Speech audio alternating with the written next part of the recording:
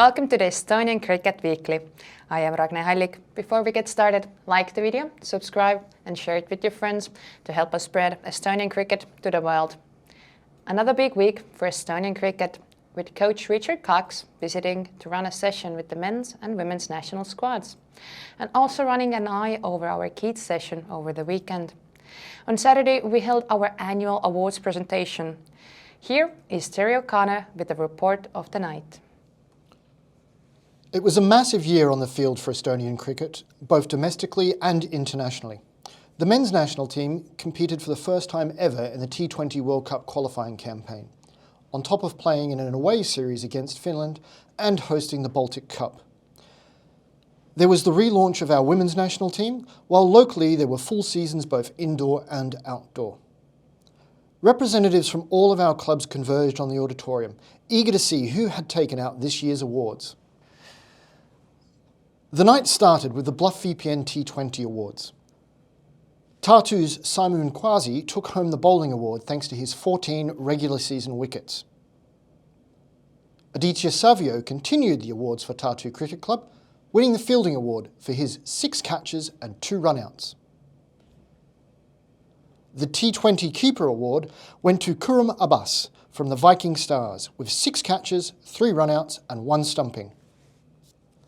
Habib Khan from the Talon Strikers won both the Batting Award and the T20 MVP Award for his 562 runs, 7 wickets, 3 catches and 1 run-out. Next we moved on to the High 40-40 League Awards. Again, the Bowling Award went to Tartu Cricket Club. This time it was Manpreet Singh who won for his 10 wickets. Rifat Khan from the Talon Stallions collected the Fielding Award due to his 3 catches and 2 run-outs. Another award for Tartu, who are having a massive night, with Casey Collins taking home the 40 Over Keeping Award for his 7 catches and 1 run-out.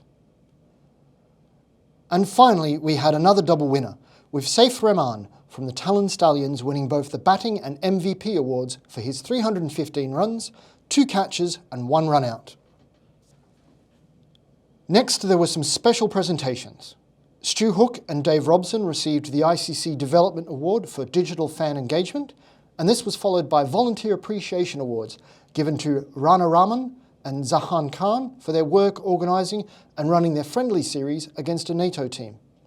Kevin Pattenden for volunteering as a driver to help the women's team play in Finland, Ragne Hallik for her hours of work promoting and growing women's cricket, and to Clyde Johnson for umpiring and services to the umpires panel. Finally, we moved on to the awards for the women's and men's national teams. The women's awards were based on stats from them competing in the Metropolitan Cup in Finland, where they came second. The batting award went to Ragne Hallik, who scored 23 runs. Anne-Marie Vesic picked up the bowling award for her 2 wickets. And the fielding award was won by Shirley Pattenden for 2 run-outs. The men's team's awards were calculated from their 2 matches in June against Finland, the World Cup qualifiers in July where they competed against Norway, Switzerland, the Czech Republic and France, as well as the Baltic Cup matches against Latvia and Lithuania. The men's batting award went to Aslan Amjad, who scored 226 runs for the national team this year. Habib Khan took the bowling award for his 13 national team wickets, and Marco Vijk won the fielding trophy for his 3 catches and 2 run-outs.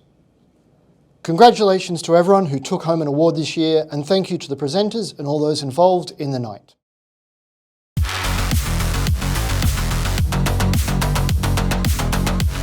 This weekend, the Men's Indoor League returns along with the first week of Women's Indoor League.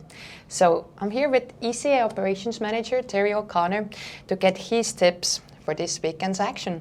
Welcome, Terry. Thank you, Ragnar. Match 1 this week sees the debut for the Mustamäe Bulls playing against Tartu. They are making their first appearance of the season. I expect a lot of wickets in this game, and so the side who can effect the most dismissals should be the one who'll come out on top.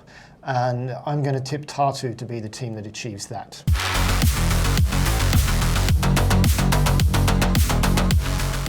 For their second match of the day, Tartu will be playing against Hippos.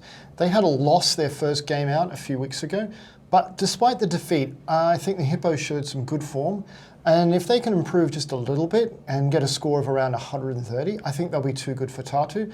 So I'll be tipping Hippos.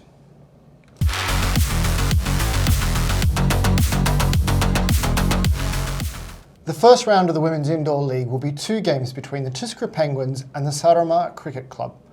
For full disclosure, tipping for these games is very difficult for me, for 2 reasons. Firstly, as both sides feature a number of members of the Estonian women's national team, which I'm the head coach of, and secondly, I'm going to be the umpire for both games. Saaremaa are a strong bowling team, especially their captain Anna-Marie Vesic. In a national team internal match last week, she bowled a maiden, which is normally unheard of in indoor cricket.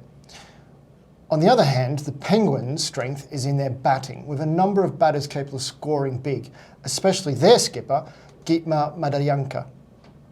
So I am predicting a classic battle of bat versus ball, and I think one side will prevail in each, so I'm going to tip each team to win 1 game.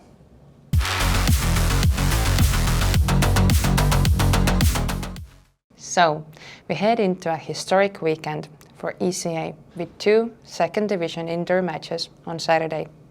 Our Kids Introduction to Cricket program continues on Sunday, followed by our first ever Women's League matches. You can follow all the action on our YouTube channel.